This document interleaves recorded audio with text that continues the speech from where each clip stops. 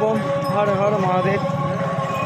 আর কালকের আমরা জল তুলে কালকে সন্ধ্যে 7টার সময় শেওড়াফুলি ঘাট থেকে তারকেশ্বরের উদ্দেশ্যে রওনা হয়েছিলাম।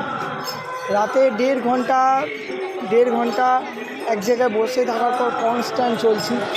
তারপরে এখন আর শরীর টানছে না, পায়ের চারটে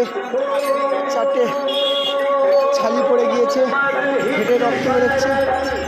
আর তারকেশ্বর যেতে আর 2 কিলোমিটার বাকি। আর আমার দ্বারা হচ্ছে না, ভগবান ক্ষমা করো যদি না যেতে পারি। ভগবান, চেষ্টা করছি চলে যাওয়ার, শরীর সাথ দিচ্ছে না, রাতে ঘুম হয়নি, কোমর সাথ দিচ্ছে না। আমরা যে বাঁধ নিয়ে এসেছিলাম, বাঁধ নিয়েও ছেলেরা আগে চলে গেছে, তারপর আমরাও যেতে পারছি না কোনো মতে। খুব শরীর খারাপ লাগছে।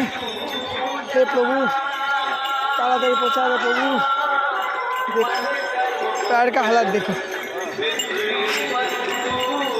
पैर का हालत बहुत ख़राब है। दिखा दूंगा आप लोगों को, पैर का हालत बहुत ख़राब है।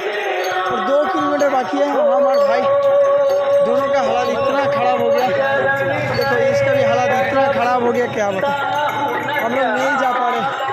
हे प्रभु, हाँ इतना दूर आ गया प्रभु, और 2 किलोमीटर, इसे नहीं हो पा रहा है। और ফার্স্ট টাইম তারকেশ্বর আসছি, এক্সপিরিয়েন্স খুব ভালো হচ্ছে, কিন্তু প্রচুর কষ্ট হচ্ছে। এই 2 কিলোমিটারে এমন লাগছে যেন 5-6 কিলোমিটার বাকি আছে। আর হাঁটা যাচ্ছে না,